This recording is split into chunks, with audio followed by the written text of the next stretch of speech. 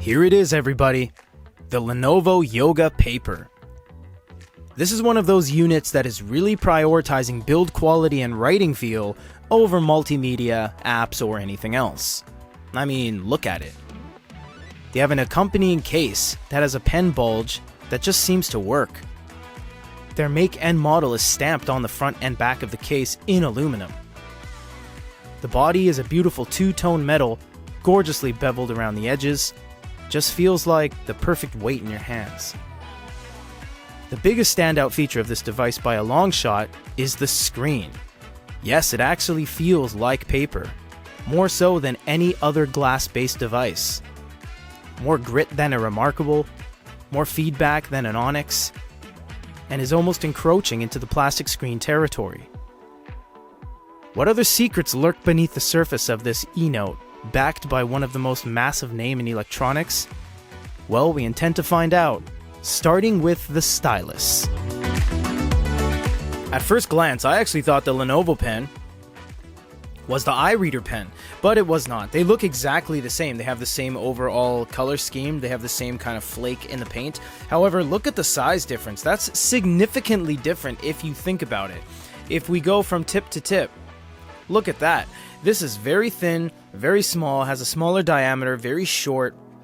It's actually a pretty short experience overall in the world of EMR Wacom tips. And because this snap is catered to the Lenovo pen, you actually can't put any other pen in it because it doesn't really fit the indentation here. So neither here nor there. You can use all the other pens on the Lenovo. That's a great thing. How you can use a Lamy, a Mitsubishi, a Stadler, anything. The pen itself is quite nice. It's really small. It honestly is just a little bit too small because remember, every single other pen in the industry is this big. The tips are exactly the same as the Wacom tips, so if you buy a Remarkable, if you buy an Onyx, if you buy EREADER, they're going to be the exact same felt Wacom tips in this than they would be in anything else. No, this actually isn't an application. This is the standby screen. You can set the standby screen on this unit to be the calendar, which I thought was a kind of a cool feature because a lot of devices don't let you change standby screens. Swiping down from the top, you got Wi-Fi, Bluetooth, screen rotation, mirrorcast, full screen refresh, 3 speed modes we'll look at in a little bit. You have 2 glow lights. You have the regular one and the darker orange one, and you can turn off or on the adaptive brightness via the light sensor on the bezel. We're going to turn these off for now. And you do have volume.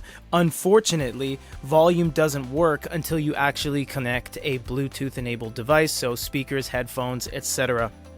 No, there is no speaker pack. There is a microphone at the very bottom here, but it does not share with the speaker pack or anything else like that.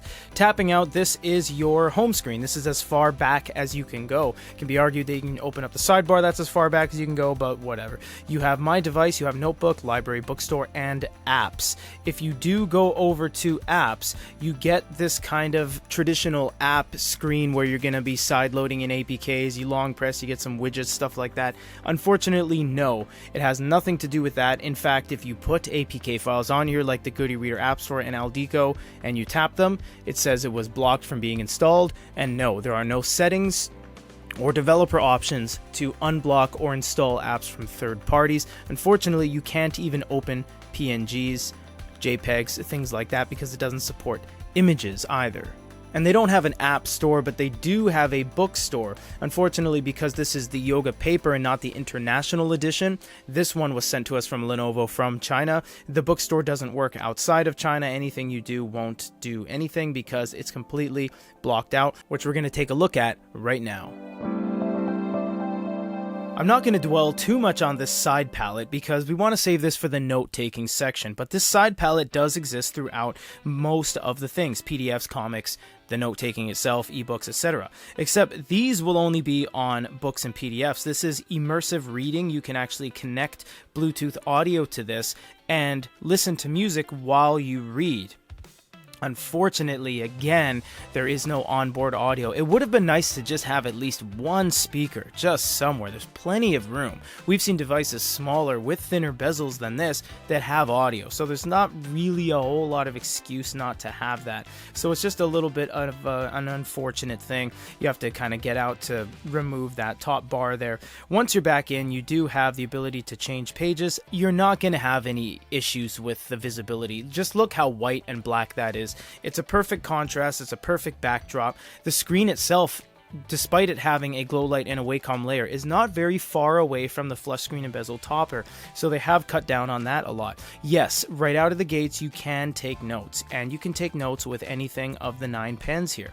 You can take highlighter, paintbrush, anything you wish. Unfortunately, the highlighter doesn't highlight. It does and it doesn't. It doesn't follow along like a quaderno. For example, if I do that, it's only going to highlight what I highlight. I could scribble it and it would do the exact same thing. You do have the ability to long press as well, in which case it gives you a bunch of options here, translation, copy, highlight, etc. So you do have that. You have all of the traditional ebook fundamentals, and you have all of the note-taking availability as well. Once you've made notes and everything, you can share by email or Miracast, and you have a couple more settings down here as well. You can click on here, and then this will take you to your go-to. You can look at the contents, you can go to a page directly wherever you want to go, and you have some bookmarks, text settings down there as well. Over here is a bunch of other things like eraser and text size, but we're going to wait until we get into the actual note-taking section to show that. But I find it funny how they don't call it yellow, green, and red. It's actually called rose and not red, but it will actually be different based on what pen you're holding. So some of these will have black, gray, white, for example, and the ballpoint, if we go over here, is actually going to have red and blue for the export color down below. So the 9 pens are all going to have kind of different color options.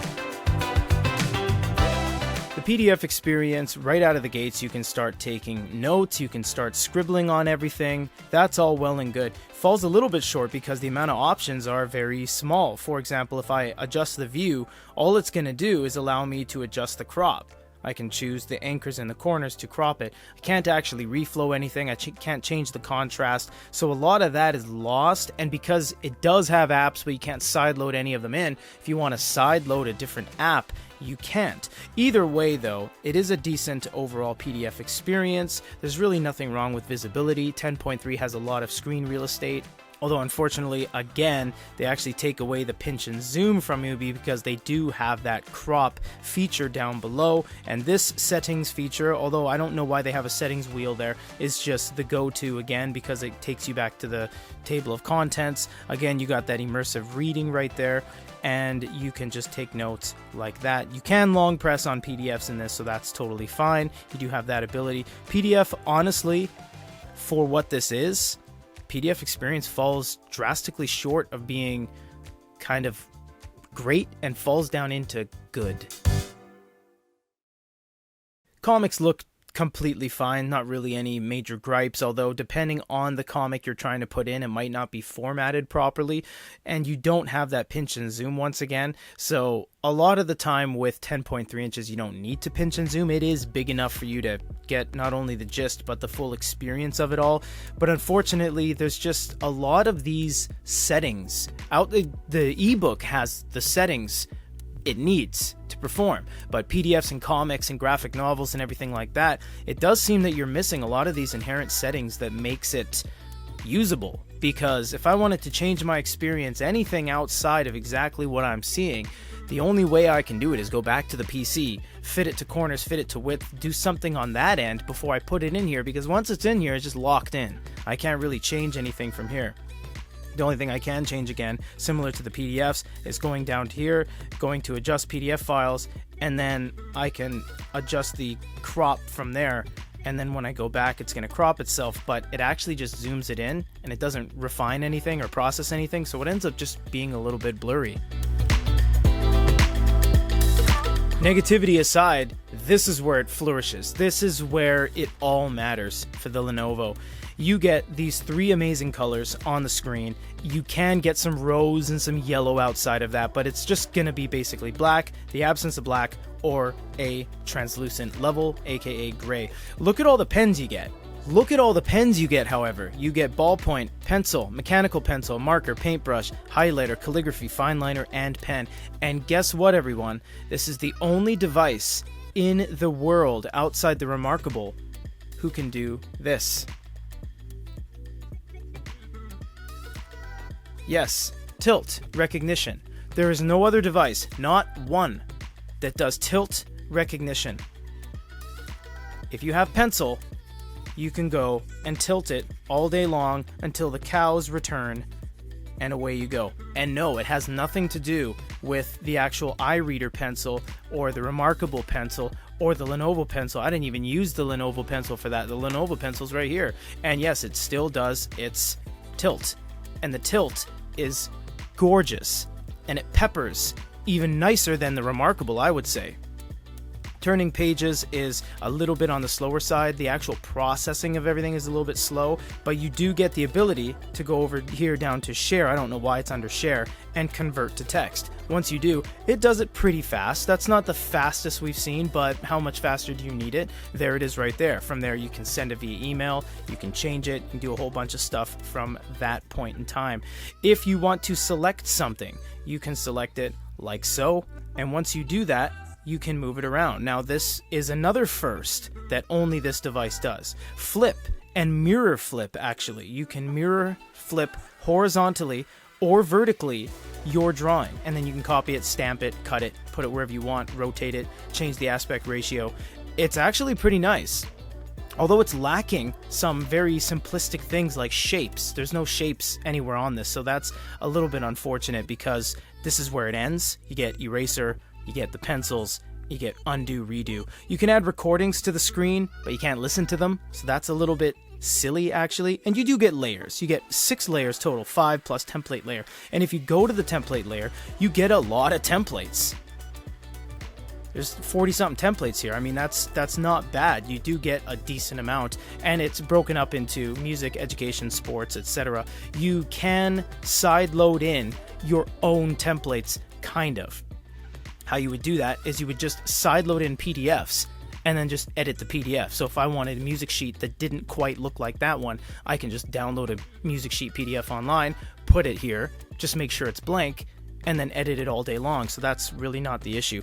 This has a lot of necessary features missing, but it also has a lot of things going for it, like the layers, like the recording, like the selector. This selector is one of the most in-depth selectors we've seen, because a lot of devices allow you to change aspect ratios, and that's just basically it. This one does mirror flips, this one does stretches, this one does a bunch of things, so that's a good point.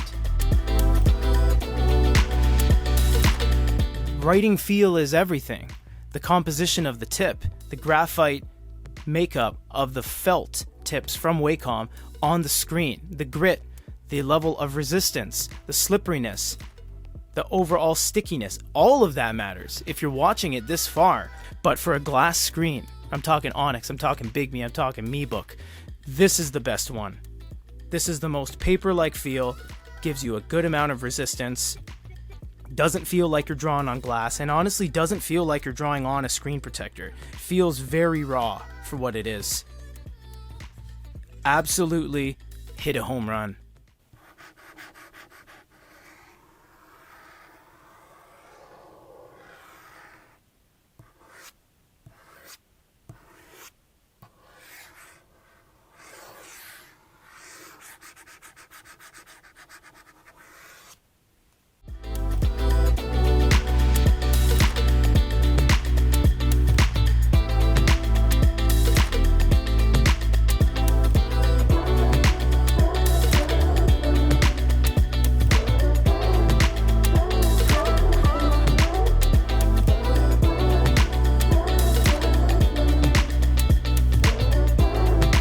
So unfortunately, there wasn't really any way for us to accurately depict the speed modes because there's no video or nothing really fluid you can do on this, but here's the glow light, because this we can show off. Glow lights are no longer backlit or front lit or whatever. What they are is actually a set or a row of LEDs that shoot into a gel layer, thus illuminating the layer. So really what that means is you don't find inconsistencies anymore. So you really just don't have to worry if you have ever seen those ones before with tears in the screen and stuff like that. This is really nice. It actually changes live too, and a lot of devices don't allow you to do that. And what I mean is you actually have to take your finger off of it for it to trigger, but this one's quite nice. Now, you do have a slider bar, but you only have 24 points. So although it gives you the illusion that you get unlimited amount of combinations, you really don't. You only get 24. But that's more than enough, and the brightness is actually pretty good, actually. It's a pretty good spread. For example, if I go 24, that's really bright. You can see how illuminated my hands are right now. This is lighting up the room almost. Most e-readers cap out at around that, to be honest. Overall, you get adaptive brightness, you get color temperature, you get cool lights, warm lights. There's nothing really major gripes to say about the glow light. It's a very good consistency, top to bottom, left to right, very well illuminated. The color balances are great, no problems. 9 different pen tools, 3 colors, 6 layers, and 45 templates, along with voice recording, instant share, convert to text, send via email. In terms of the necessities surrounding what makes an e-note, this hits the nail directly on the head. It's got everything you're gonna need. There's also 3 speed modes, Bluetooth, and it works quite well as a large screen ebook reader. Lenovo has been trying to get its foot in the door when it comes to the e-reader industry for a while. A dual-screen yoga book and a tablet collaboration with Barnes & Noble. But it's safe to say this is their first real entry that showcases and exhibits what they're capable of. We're not disappointed. They did an exemplary job, from the materials used to the fit and finish of the device itself. For GoodyReader.com, this is Peter.